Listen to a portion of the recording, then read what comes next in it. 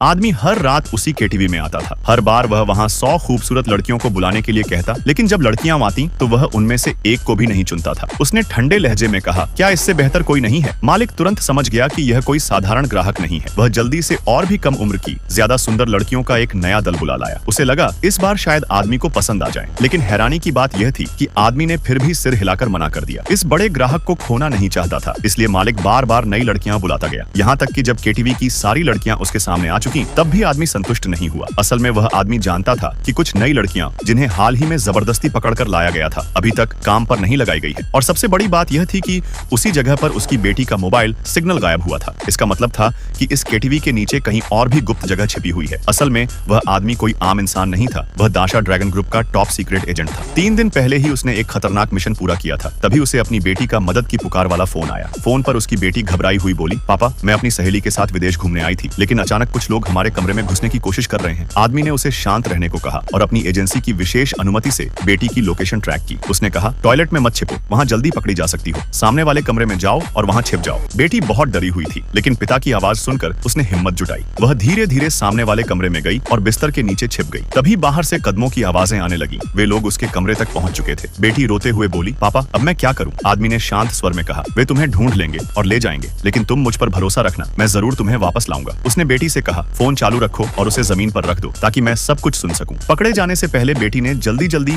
उन बुरे लोगों का हुलिया बताने की कोशिश की। उसने कहा, 2 आदमी हैं, दोनों बहुत लंबे हैं, लगभग 1 मीटर 80 सेंटीमीटर ऊंचे और पीले कपड़े पहने हुए हैं। यही आखिरी सुराग था जिससे उस पिता को अपनी बेटी तक पहुंचने का रास्ता मिला। वह जान चुका था उसकी बेटी अब भी जिंदा है और वह तब तक नहीं रुकेगा जब तक उसे वापस नहीं ले आता।